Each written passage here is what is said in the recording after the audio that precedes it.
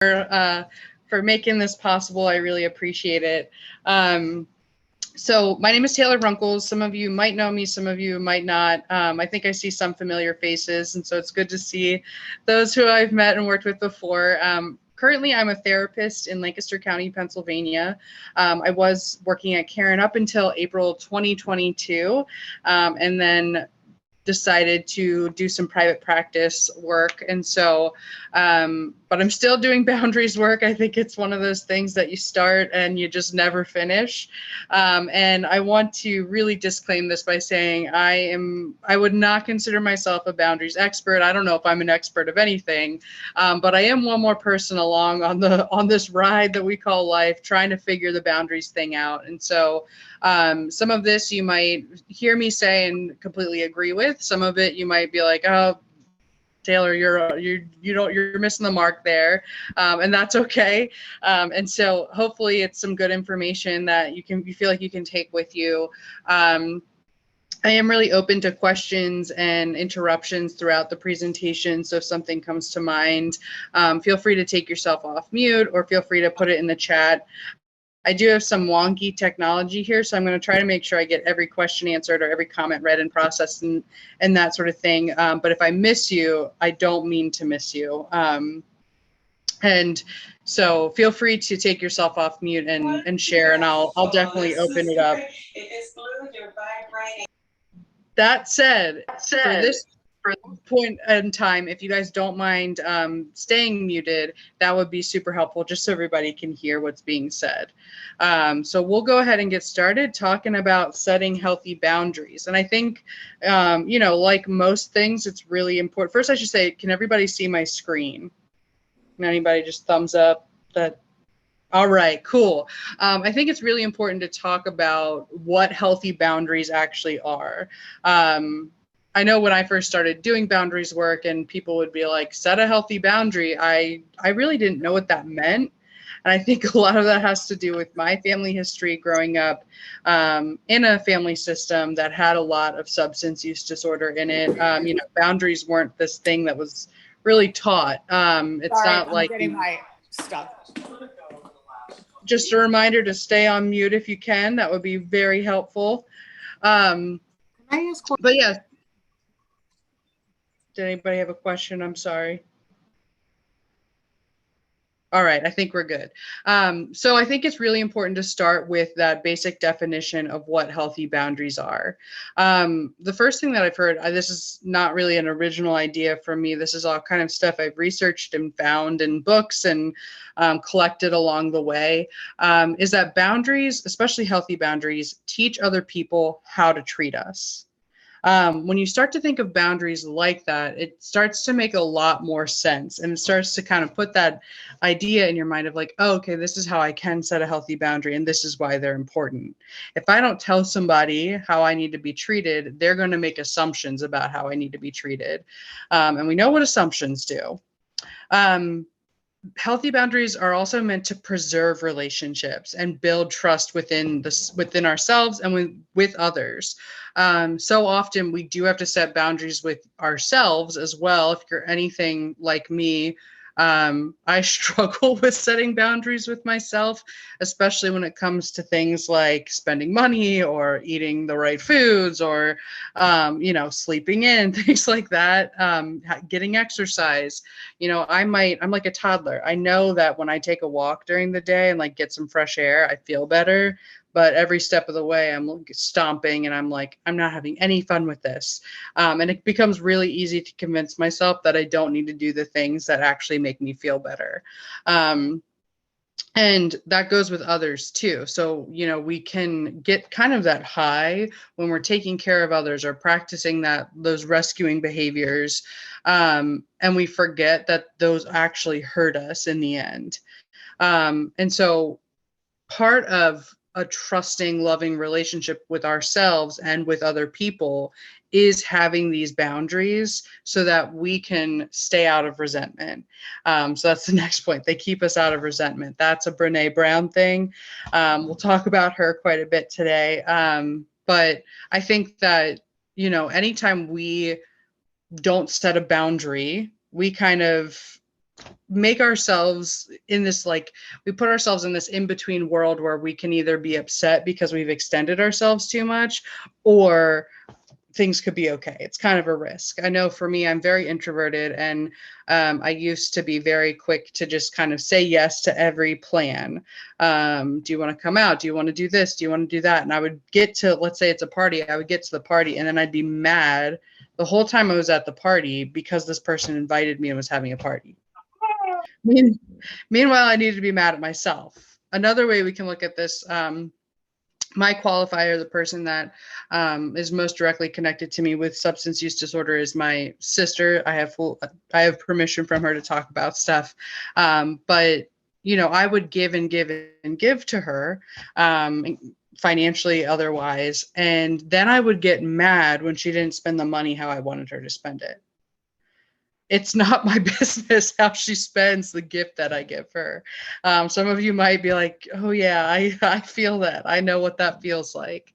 The other part of boundaries is that they're practical, enforceable, and realistic. I have heard so many instances of people being told what kind of boundaries they needed to set. I've heard of people being told that they needed to set a boundary in order to save somebody's life, that they needed to set a boundary because so-and-so's brother's uncle said that they had to. I think that that is a big disservice. I think that opinions matter, certainly, but if you cannot uphold and enforce the boundary you're setting, or if you do not feel comfortable with the boundary, then that is not a boundary that you need to set. You might not be ready to set a big boundary. You might need to start small. When you go and do, like, let's say you're like going to start being a yogi, you're not going to go and like start doing headstands automatically. You might start with a nice tree position, or, just want that one where you're just laying on the ground and breathing. You might start there and then move up to a harder yoga position or yoga pose.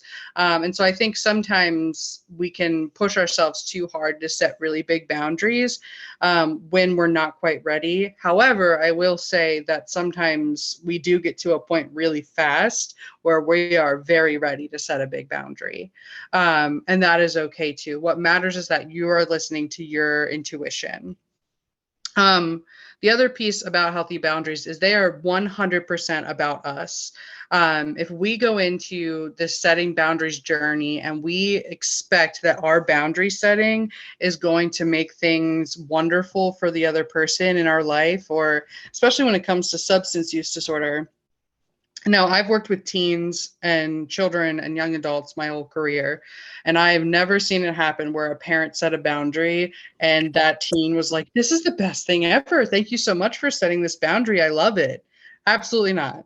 I've seen kids like completely lose their mind as soon as their parents set a boundary. That's the reaction to expect. So that's likely what you're going to see.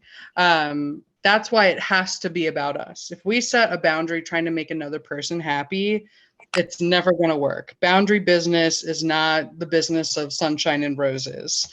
It does get to be that for us when we start to put ourselves in the spotlight.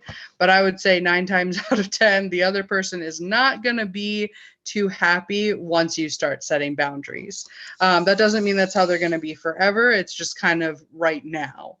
I love this little graphic here where it says, what is a boundary? Be aware of what is unacceptable and normalize saying no. Do what is best for you and know it is not your responsibility to sacrifice yourself for others. I think that is incredibly important, especially for parents, because it is definitely the norm to kind of jump through hoops for your loved one. And of course you would, you're a parent. I think if there were any other loved ones in my life, I would be tempted to do that too. And ultimately, when we sacrifice ourselves, if we are nothing, if we're not solid and we're not taking care of ourselves, then we're not going to be able to support our loved ones long term. And that's a harsh reality to live in. this this has been a journey for me too, figuring out what healthy boundaries are not. It's a lot of trial by error as you're setting healthy boundaries. So please don't expect that you're going to come to this presentation. I know many of you know this. Many of you have been doing boundaries work for years.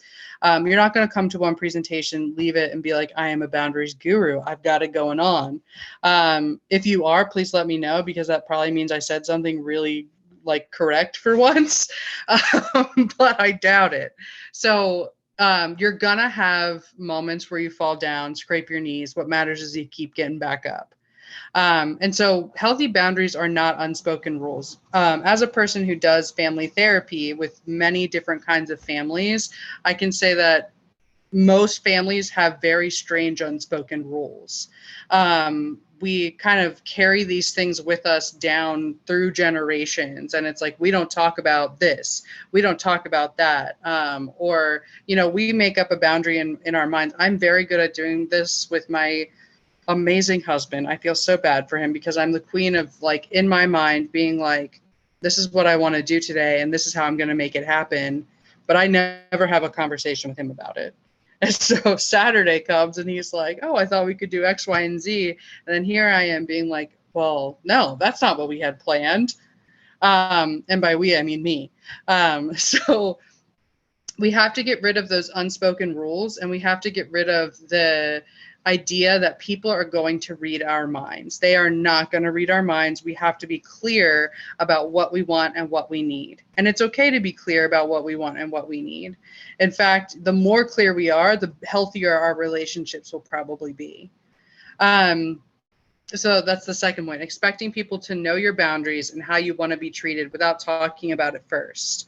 We're definitely going to have hard conversations. And honestly, some of the conversations might not be as tricky as we build them up to be. There are so many instances in my life where I've had to set a boundary or say no to something, and I expected total wreckage. Where what I got was like, okay, cool, no problem. I totally understand. And it was not a big deal. And so I think we can build it up to be bigger than it is. Other thing is statements that are used to control other people or change their behavior. If the intention is to try to change another person's behavior, go back to square one. We got to find a deeper meaning here, because we don't have a guarantee that our boundaries are going to change somebody's behavior. We have to let go of the narrative that just because we tell somebody to do something, or tell somebody like, hey, this is how it's going to be, that they're going to stop doing whatever they're doing that's harmful. Unfortunately, the disease of addiction is way stronger than our ability to say, hey, if you don't stop doing this, I'm going to stop doing X, Y, and Z. I wish that could happen, because that would make substance use disorder a lot easier to deal with, especially as a family member. Am I right? However, that's just not the case. We have to, I think it's one of those things where we have to show that, like, hey, I'm doing this for me, and I'm done playing the games. And when we can show that, when people see a change in us, that's when they start to realize, like, oh, okay, mom's not joking around anymore, or my wife's not joking around anymore, or my sister's not kidding anymore. The other thing I see a lot is kind of a power move where boundaries can be used as punishment. So this could be like, I'm not talking to you anymore, or I'm no longer discussing this with you ever again. It could be, I'm financially cutting you off if you go to this sober living and not this one. I'm financially cutting you off if you don't, whatever.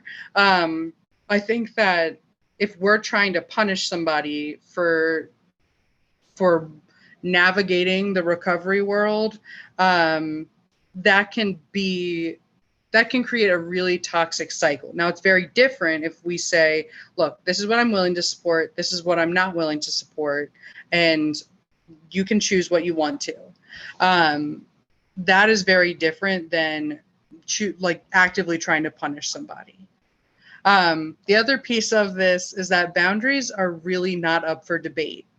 So if you say, hey, I'm no longer giving you money, or I am no longer going to talk with you after 4 p.m. in the evening, then you are not having a conversation about why you should push it to 6:30 in the evening. Or you're no longer pushing it to like, maybe you can just give me $100 a month. This is the second that your boundaries start to be debated, and we all know the moment that that happens because our hearts sink a little. That's the moment that we need to step back and say, I'm sorry, I don't think that you really heard me. Here's my boundary again so that I can be clear. And that feels really like, ooh.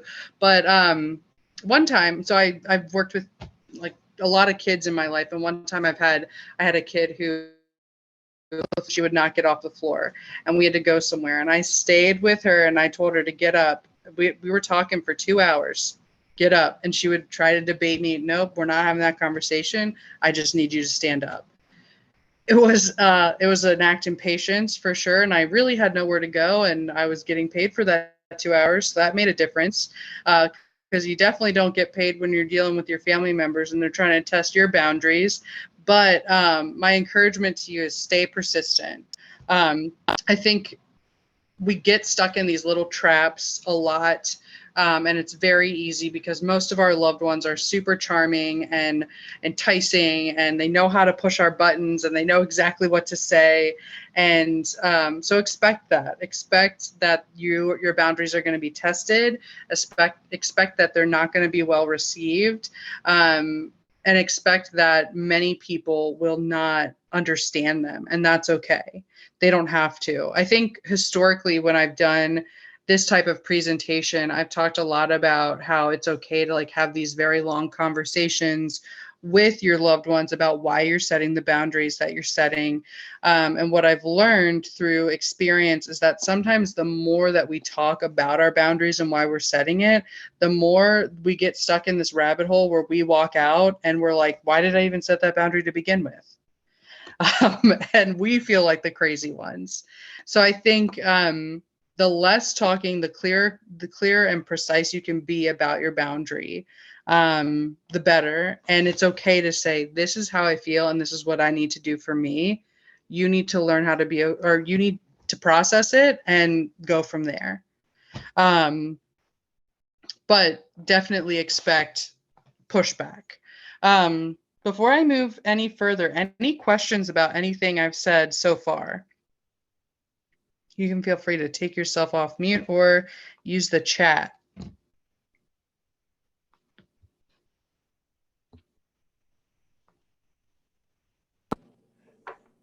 have one question. You said why you're setting boundaries. What was it? What did you say after that? You don't know. Oh, I might not remember. Okay. But less talking is more clear. Yes. So if we can, sometimes, I remember now. So sometimes I would get into, I thought originally when I started doing boundaries work and really researching it, I was like, oh my gosh, it's great if people understand the reasoning behind our boundaries. Like then they'll get it and learn and accept it faster. What I've realized is sometimes that's true if the person that you're talking with is healthy and well and wants to listen. Sometimes it's really not true. And sometimes it's better to just be very clear and simple and just say, this is what I need. This is what I'm going to do to meet my need. That's it. But I definitely think we get wrapped up in explaining ourselves sometimes. Any other questions or thoughts before I move on?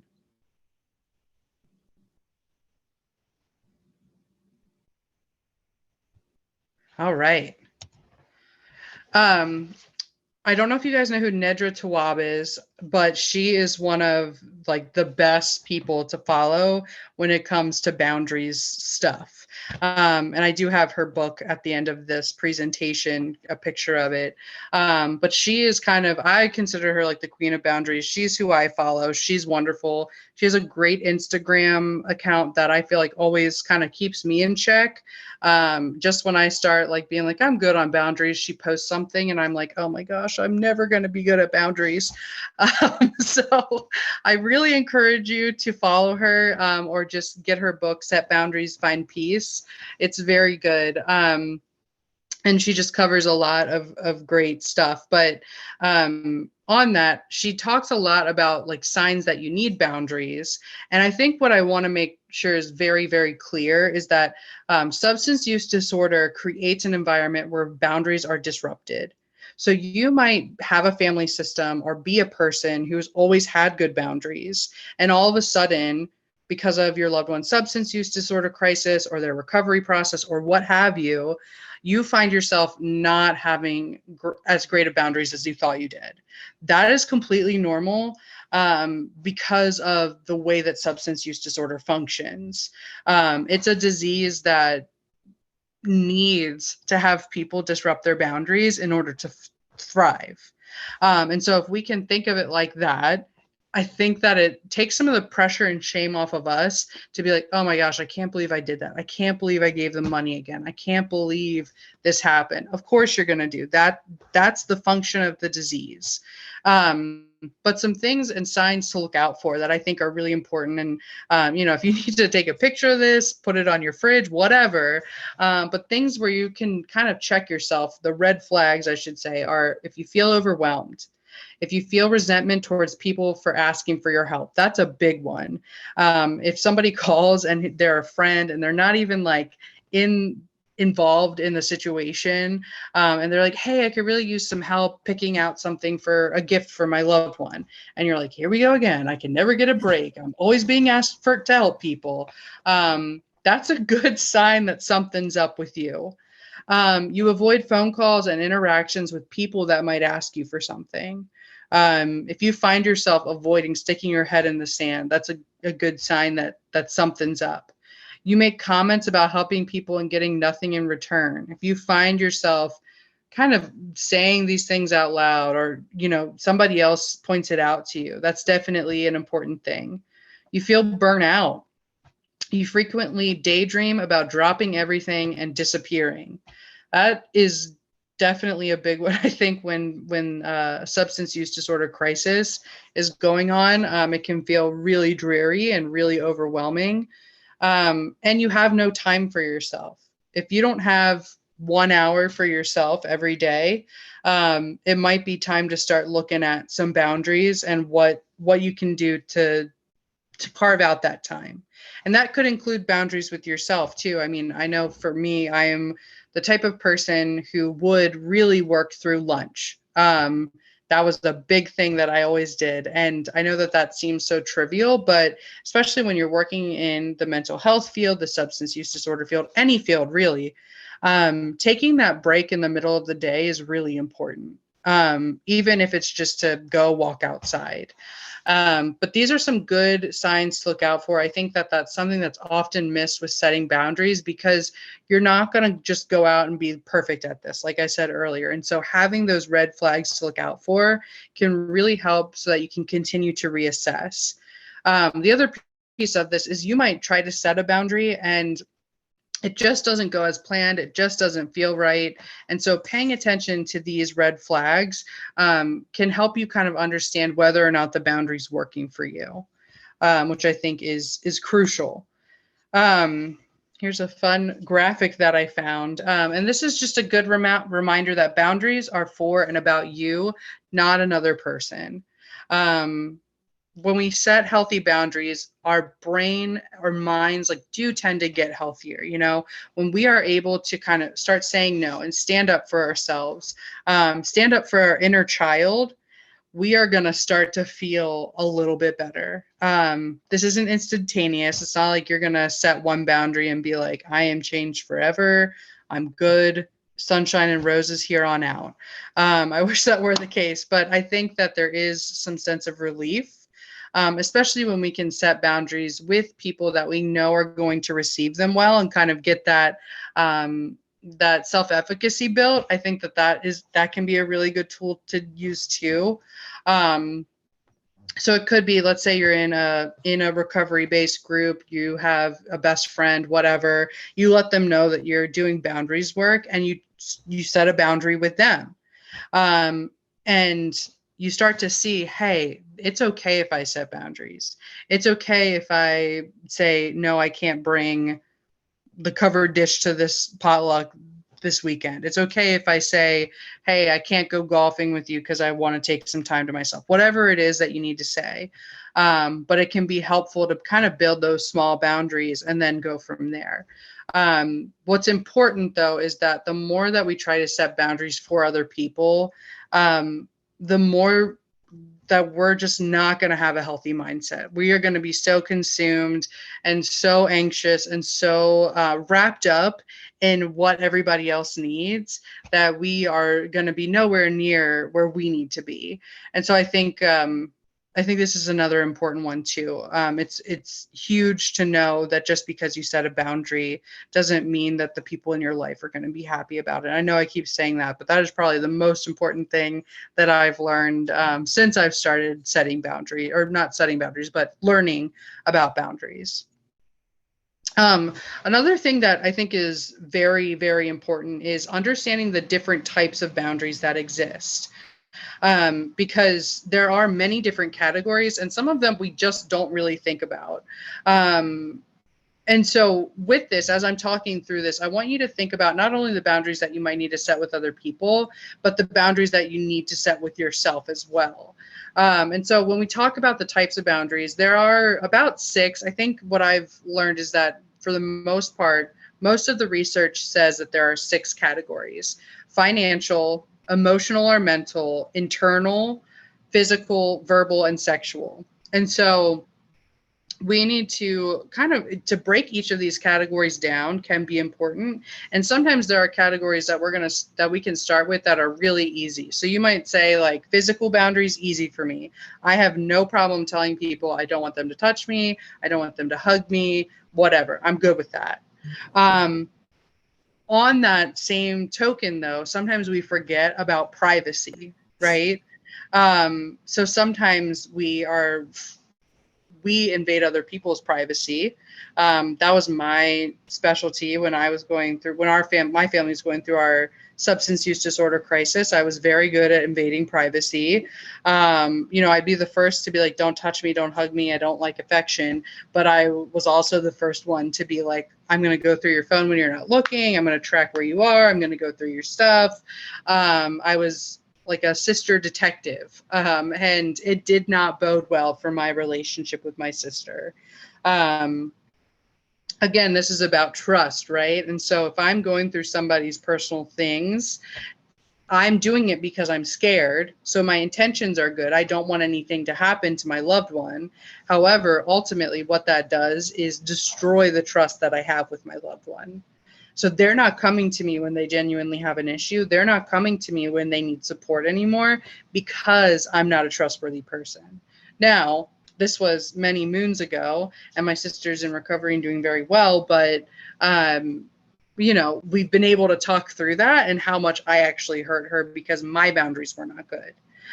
Which is amazing to be like, wait a minute, I have to work on boundaries? What? And so I think going through each of these categories with yourself and taking time to be like, all right, how do I feel about money? How do I feel about giving or lending money to people? How do I feel about making monetary decisions? Sometimes I know that if you're in a partnership with somebody and that person has substance use disorder and maybe has made some risky mistakes with money, it can be hard to say, hey, I need you to start making some financial decisions too. Sometimes we might take everything on our plate, and then we get resentful because we don't trust that person to carry the load. Emotional and mental, this could be thoughts, feelings, values, views, and opinions. I see this one come up quite often when it comes to politics. I think that it's there are places and times and people that you can talk through things with, and other times where it just, it's going to turn up to be an argument, and it's going to stress you out, stress other people out, and it's just not going to be comfortable. And so being able to say things like, hey, I'm not comfortable talking about that with you. I'm not comfortable, following you on social media because I don't like the things that you post, or I feel uncomfortable seeing what you're posting. It could be, hey, I need to really protect my feelings. So one of my boundaries is I'm going to keep it really surface level with this person. It could also look like, for me, I really value kindness, but I'm Irish and Native American, so there's not much going for me with the temper in the temper department.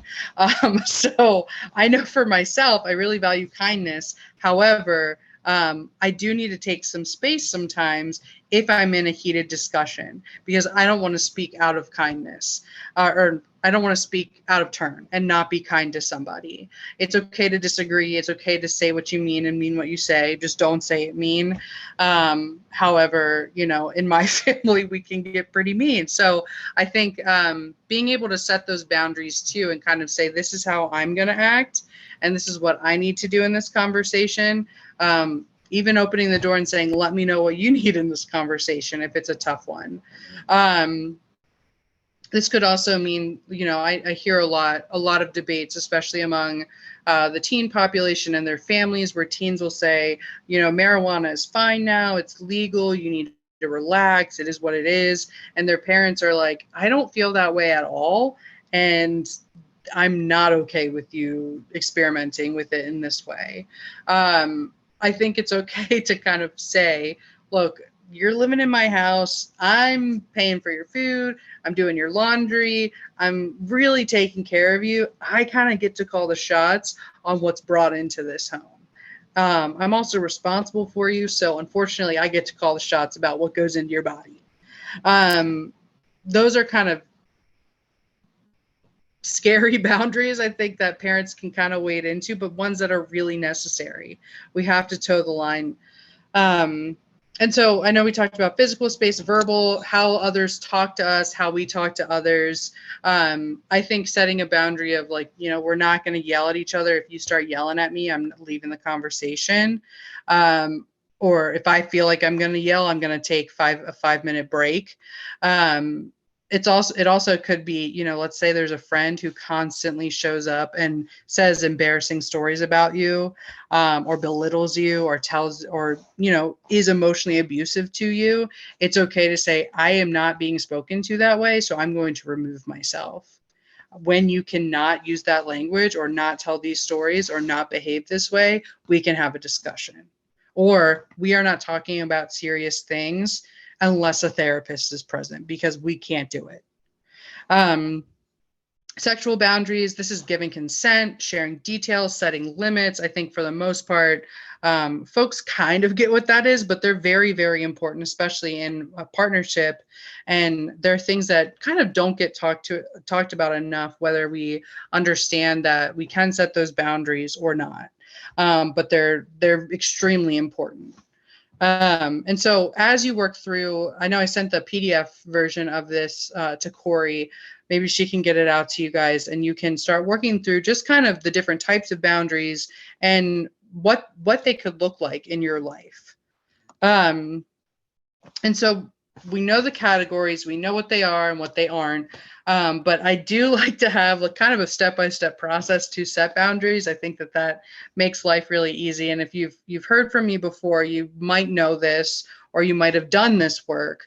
And I do hold true to this step-by-step process because I think that it is the most effective. And so the first step is to really identify why. Why do you want to set this boundary, and how do you think it's going to benefit you?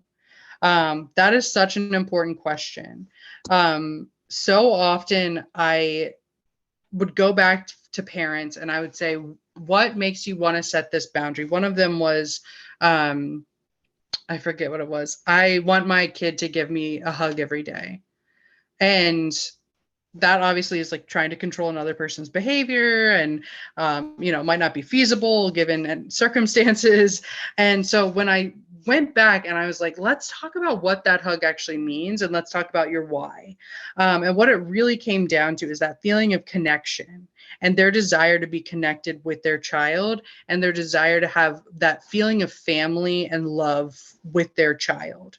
And so it wasn't about the hug. And so when we can break it down and kind of say, what is this actually about? What do I actually need? And what am I searching for when I go to set this boundary? That's going to make life a lot easier for us, because we're going to make boundaries that make sense. Second step is identify the things you really care about. These are your core values. Oh, I see a hand raise. Is that you, Kathleen? Feel free to share. Okay, yeah. I have a question, but I can wait till you finish this slide. So go ahead. Okay. So the second one, identify the things you really care about, your core values. This could be loyalty, kindness, integrity. You value love, you value peace, optimism, knowledge. There are so many lists. And I don't know if you all have heard of James Clear. He is a fabulous author, and he wrote the book Atomic Habits, which I highly recommend. I really liked it. And really creating boundaries is a new habit to pick up, and he has a really good core values exercise on his website. So again, his name is James Clear, and so check him out. He's great. But once we figure out what our core values are, we have to determine our needs.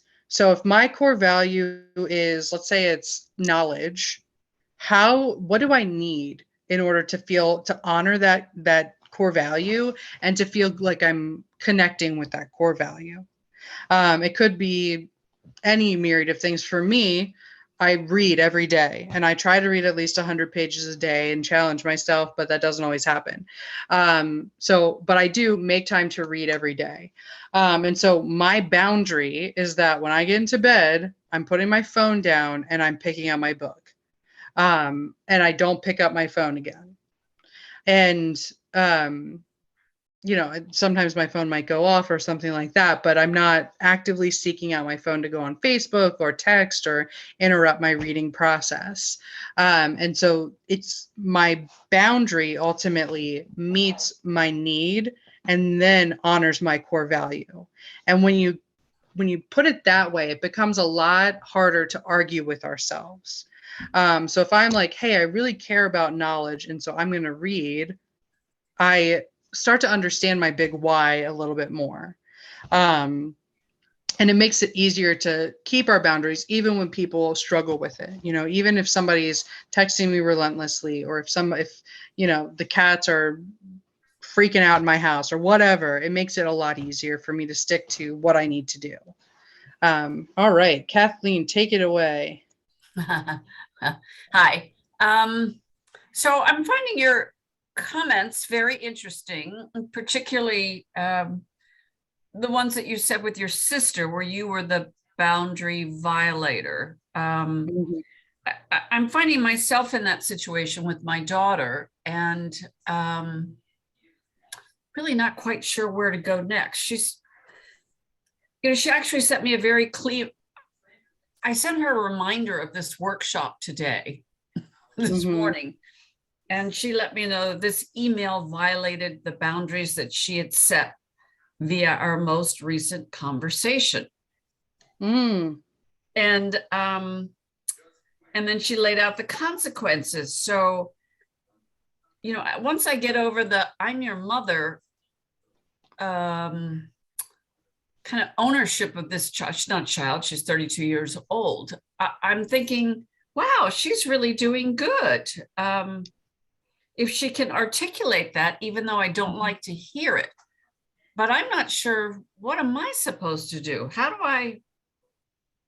you respond to that? You just say, I'm sorry? It's tough. And I think it's different for each person. I think sometimes a simple, like, oh, I'm so sorry, you're right, is sufficient. Sometimes it can be helpful too for you, depending on how you feel, to be like, wow, you know what? Like, it's helpful for me to see you doing this because I'm understanding how to set boundaries too now. Like I'm glad that we can have these conversations. I'm glad that you can say no to me if you feel that way. And so I think it's also okay to say, I need to process this because this boundary thing is hard. It's also okay to own that and be like, oh my gosh, like these boundaries are difficult, but I'm learning.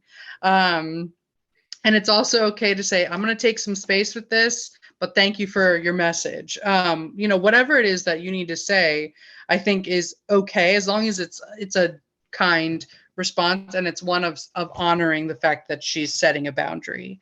I think if the only way that it could be something where it wouldn't be good is if you start to guilt trip, or if you start to say like, forget your boundaries, I'm telling you about this thing. That's when we get into that fuzzy area. And of course there is that initial, like, I'm your mom. What are you talking about? I'm going to text you anytime I want to, or email you anytime I want to. But when we can get over that and be like, okay, wait a minute, this is really cool that this person feels comfortable enough to set a boundary with me, that she's speaking up for yourself. And so I think you even just asking the question of what should I say is amazing. You sitting and thinking about it is great. And I think that speak from the heart, whatever needs to come up is the right thing. I can tell that like you wouldn't be sitting in this if your intentions weren't good. Well, and I think she knows my intentions are good, but apparently I'm denser than I thought I was. It's okay. I am too. I continue to violate. These are new boundaries she's setting, and I apparently continue to violate them regardless of my good intentions. Good intentions don't matter, really. It's your actions that speak. But Jesus. So I'm doing a lot of wrong things. Because I thought her response was fairly harsh, but and I said so, and then she thought that was demeaning to her, and off we go to the races again. So I'm just going to say nothing for a while, but I'll continue to just say I'm really having a hard time changing this mother behavior. It's what it is. But I guess it's not okay.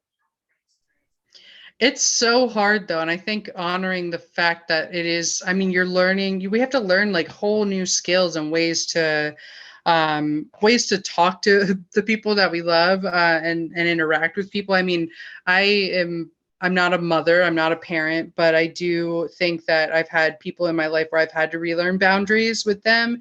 And it's really difficult. It's like learning how to speak a new language sometimes because you've been so accustomed to behaving the way that you have been, and it's gotten you to where you need to be, at one point or another. And so it really is all we know. And it's okay to fall down and scrape your knee and make a mistake and then own that mistake and say like, yeah, I'm new at this. I'm having a hard time with this because I'm brand new at this. And this is a whole new way of existing. And yes, a year from now, 2 years from now, it might be wonderful and you guys might have a better relationship than you've ever had. But right now it's hard, and that's okay. And it's okay to sit in that discomfort because that's what you need in order to make those changes. Thanks. Yeah, thank you for bringing that up. I think that's such a good thing to be wrestling with.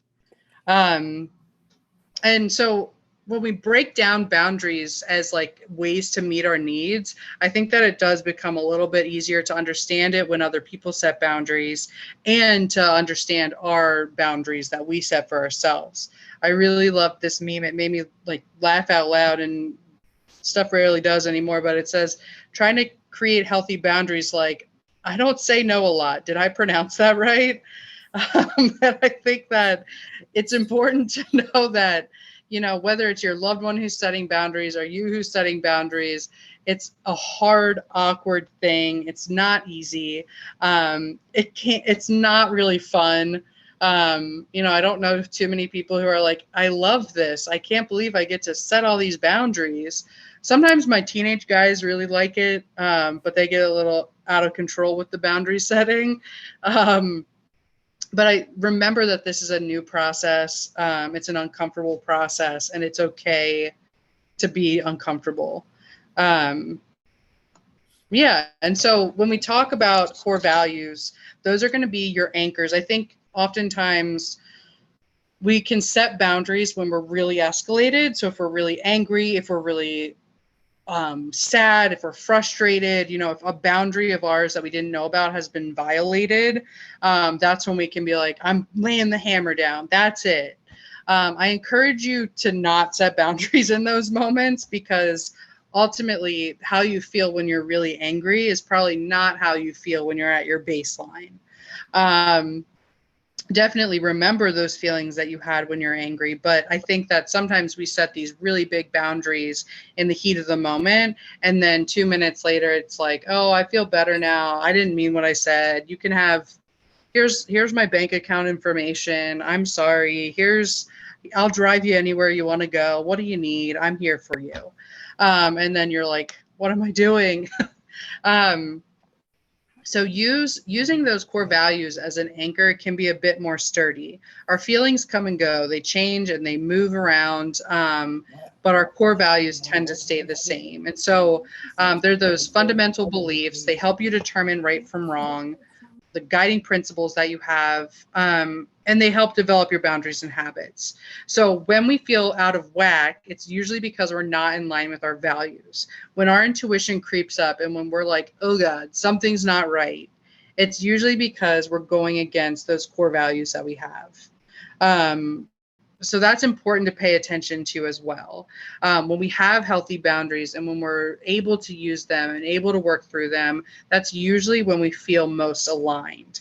That's also why some people's boundaries can rub up against us, because we do not have the same core values as the people we love.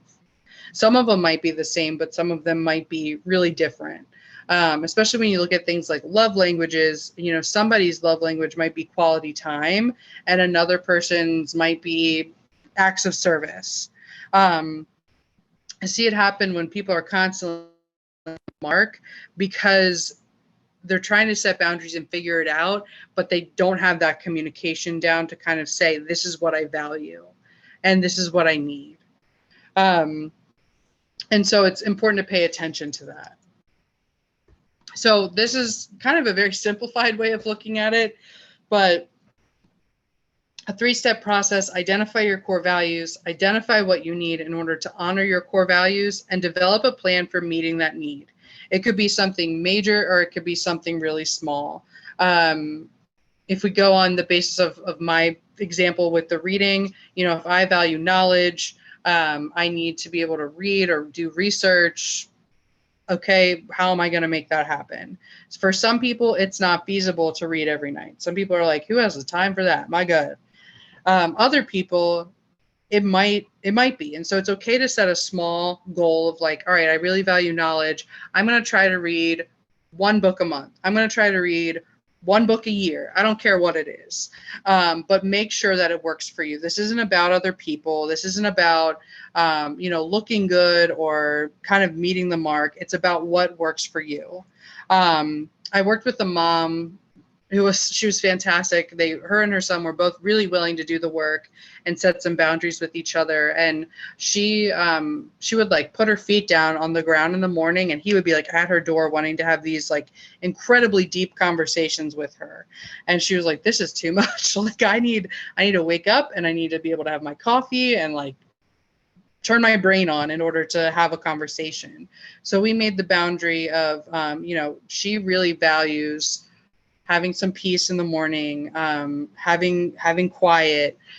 She needs to be able to have space to be able to wake up easily. And so her boundary was, if my coffee cup is in my hand, I'm not ready to have a conversation yet. I thought it was such a good like visual, and just like it was such a good boundary to set, just to be like, I am going to talk to you. We can talk all day long, but let me get this coffee in me first, and then we can be off to the races. And so whatever works for you is going to be the most important thing here. Examples. I love examples. So if you really value quality time, or sorry, if you really value family, you might need quality time with your family to feel connected to them.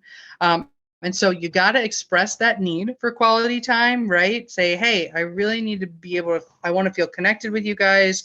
I want to have some quality time with you guys. Let's plan moments of quality time. And so in some families, it could be a weekly thing, daily thing. Some families, it's like, hey, we'll see if we can get together this decade. I don't know. I'll see if I can pencil you in. But whatever it is important. And notice that first step is I will express my need for quality time. Another example, if you really value spirituality, you might need to attend religious services on a regular basis. Other people could be, I value spirituality, so I need to meditate or I need to get outside in nature. But the boundary for this particular example could be, I will attend my preferred religious service weekly and will let my loved ones know that I'm not available during that time. So I hold that hour, 2 hours, whatever it is, weekly as sacred time, sacred space, and I'm not answering my phone or going to pick up Joey or taking him to the meeting or doing this or doing that. I'm focusing on myself. Everything else will have to just be okay. Another one is, if your core value is love, to act out of love and not engage in cruel conversations. I will remove myself from a conversation if we are not able to speak from a place of love and respect. That's super important. And notice, if I was somebody who was, hey, I'm going to turn off my phone on this time on Sundays, I might, as the person who hears that boundary, I might get a little bit offended. Be like, you wouldn't be available to take my call if I called you, especially if I was, a parent or a child. But I think when we can start to break it down and think of it like this, where it's like, oh, all right, you're trying to do something for yourself. You're trying to take care of yourself. All right, I understand it. But taking that time to process a person's boundary is really important, and it's really okay. I think it's okay to say, hey, let me think about what you said for a minute, and then I'll get back to you. That's perfectly acceptable. Some other examples. These are from Nedra Tawwab, who I spoke about earlier, and these are ones that I just think they're so simple and so good. First is no, or no thank you. We forget that that's a complete sentence. We are allowed to say, no, I don't feel inclined to do that. A lot of my friends have kids nowadays and they have toddlers, and I noticed that they're getting into a lot of the why stage. So my friends will say no, and then they'll hear the why. And then it's like, because why, and it's like this whole long thing, instead of just being like, the answer is no, we are not doing this. No. Another good example is, I will no longer be giving you money. However, I'm happy to take you to the store to get what you need. If you need to smoke, you can't do it in my vehicle. You're welcome to ask me to make stops or find another ride. I'm not available at that time. Sorry. I can't help you with that. It could also be turning your phone on do not disturb. That's a big one. If you choose to continue down the path you're on, you can no longer live here. We can no longer communicate. That can be a big one too. If somebody continuously violates your boundaries, continuously argues with your boundaries and who you are and your needs and what you're trying to do, it's okay to say, we can't do this anymore. This is not healthy for me. I will say this. I think the process of cutting somebody off in a relationship is one that should be taken with a lot of consideration and a lot of support. So I don't think it should be a decision that's made lightly or quickly. I think it should be after multiple boundary violations. And then here are some more, and feel free to stop me if you guys have questions or comments. Feel free to raise your hand or put it in the chat. I don't think I see anything in the chat right now, but if you have questions, feel free to ask them. These are some more from Nedra. Boundaries with yourself could be, I will not answer my phone when I'm unavailable to give my energy to the conversation or when I'm busy. That's a big one. Sometimes we're super bombarded and we feel really overwhelmed, and or we're like in the grocery store. My mom is famous for this and I give her a hard time. She'll be like bringing all of her groceries inside in like one trip and like answer the phone when I call. I'm like, you don't need to do that. I'm like 30 and probably nothing's going on with me. I can get myself to the hospital if I need to. If something's really wrong with me, I probably wouldn't be the one calling you. So feel free to take your groceries inside, put it down, and call me back when you can. Another good one is for yourself is I am resting to prevent burnout. If you're a recovering caregiver, or if you're a rescuer, or if you engage in those behaviors at all, it can feel really hard to let yourself just sit down and do nothing and rest. So sometimes we do have to set that boundary of I am resting to prevent burnout. I will choose not to spend money impulsively as a response when I'm being triggered. I'm going to use X, Y, and Z coping skill instead. I will ask for help because I don't have to do everything by myself. I will ease into the day rather than rushing out of bed. So those are boundaries with yourself. When we talk about others, again, we come back to I cannot loan you any money. When I share something with you, I need you to keep it between us and not share it with other people.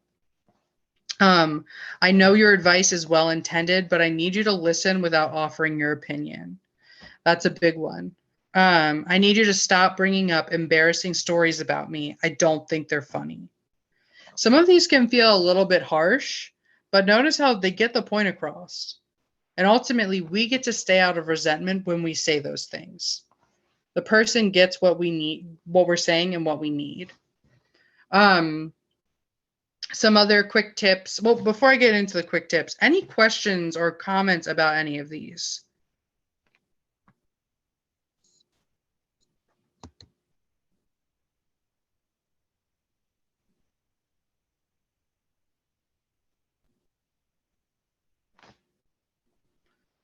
All right. I know some of them can feel a little bit like, whoa, I don't know if I would be able to say that. I remember when I first read Nedra Tawwab's book, I was like, oh my gosh, that's a lot. Ed, I see your hand raised. Go for it. Hi, thanks. I put this in the chat, but I was wondering if it's important to share the boundaries with yourself with your qualifier. I think it depends. I think if it has to do with them, or if it could be a fruitful conversation, I think that it could work. I think sometimes it becomes a conversation that doesn't need to be had. So if it is like, I'm not going to eat ice cream when I feel stressed out, do they need to know that?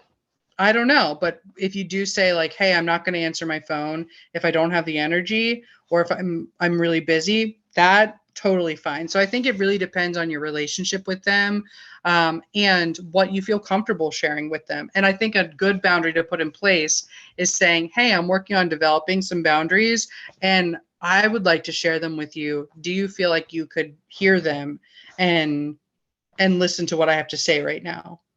And if they're like, no, I'm too overwhelmed with my own stuff and my own boundaries, then you have your answer. If they're like, yeah, I would actually love to have that conversation, then that's awesome. Okay, that sounds good. Thanks. You're welcome. Michelle, I see your hand raised too. Hi, how are you? Thank you. So do you have any advice for dealing with somebody who totally does not understand the definition of the concept of boundaries and feels like they should not be subject to your boundaries because they are so, closely intertwined in your life, like a spouse? Yes. So I think that that is a hard situation for sure. And I think that I'll pull up the quote now that we're talking about this. But Brene Brown has a newer book out called Atlas of the Heart. And she talks about how boundaries are a prerequisite for compassion and empathy. So she says right here, boundaries are a prerequisite for compassion and empathy. We can't connect with someone unless we're clear about where we end and they begin.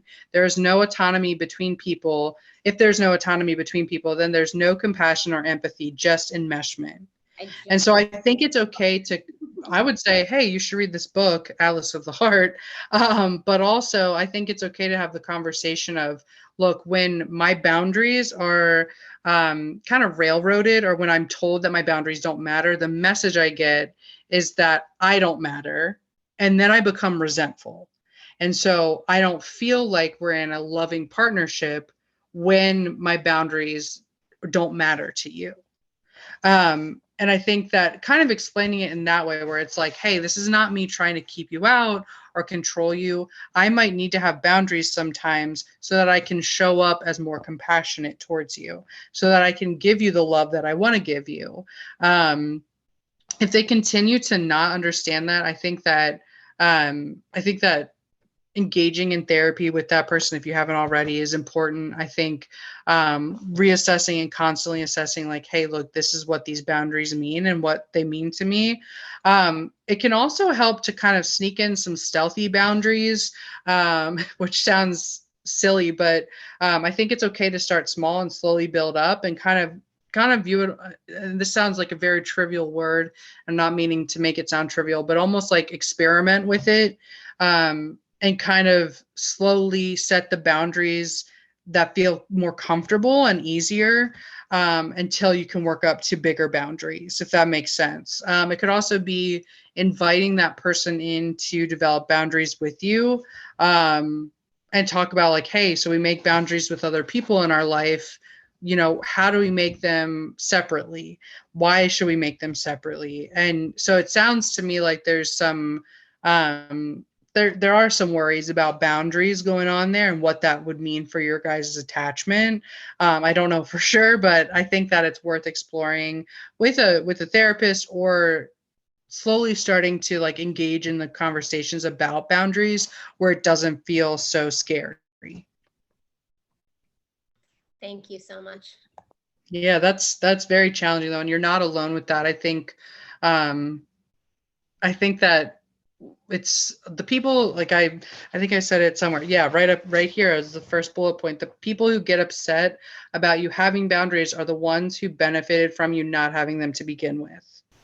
And so when we start to think about it like that, and I think when we say that to people, it could even be like, look, I found this quote, or like, hey, this is how it feels when I can't set a boundary. That you're benefiting from me not having a boundary, so I shouldn't have one. I think sometimes a light bulb can go off. Sometimes people truly just don't understand them, and that's when more help is definitely needed. But keep this first bullet point in, everybody, keep this bullet point in your mind, because it's hard to get into the weeds with somebody and hear them be so upset and get that pushback. Nobody wants to deal with somebody who's cranky or moody or putting their defenses up. But when we remember that they're upset because our lack of boundaries worked for them, that can really help us understand why our boundaries are so important. Another quick tip is keep it simple. It's a practice. You're not going to go out there and be amazing day one. It's a little bit like cooking, where you kind of have to, like, figure out how to add stuff and how to spice your own meals and do your thing. You're not going to wake up one day and make like this extravagant, like, French trained cooked meal. You're probably, like, the first thing you'll start with is, like, maybe grilled cheese. And you might burn it the first time too, or, like, use the wrong kind of cheese. So be prepared for that. You're gonna stumble, but keep it simple and build up to more complex boundaries. I know I've said this quite a bit, but do not set a boundary you're not willing to uphold. It's not worth it. It can get really messy. It can end up discrediting you. You might feel some shame. A lot comes up. So it's better just to not set the boundary in the first place. The boundaries you set with yourself are just as important as those that you set with others. If you make a boundary with yourself of, I'm not talking to that individual anymore, I am not going to be the one to initiate phone calls, or I'm going to go to bed on time, whatever the boundary is, those are just as important as the ones that you make with other people. The other piece of this is get comfortable with being uncomfortable, whether it's a boundary with yourself or with others. It's not always going to be great. And so if one of your boundaries is going to bed at a decent hour, the first couple times that you try to do that, you're probably going to be sitting in your bed wide awake, a little bit uncomfortable, kind of thinking about all the things that you could check off your to-do list. Sit with that discomfort, stick with it. You matter just as much more in this process. You matter in this process. That's the reality. And I know that we have a little bit of time. I want to leave some time for questions and discussion, but some good quotes and things that I've discovered along the way. Another Nidra Tawwab. I accept the things I cannot change, but I do not have to tolerate the things and people that I accept. I can choose how I want to show up in my relationship with others. I can choose what I want to do. Acceptance does not mean continuing to tolerate dysfunction. Acceptance is not settling. I can see things and people for how they are and choose how I want to proceed. I think that's a big one, and one like a whole like sub text that's kind of missed in the Serenity Prayer, because we often as people who love people with substance use disorder, we have to accept a lot of things, and in turn we tolerate a lot of things. And so this was a big one for me. When I read that, I was like, that is so right. Another one, this is from Brene Brown. She says, daring to set boundaries is about having the courage to love ourselves even when we risk disappointing others.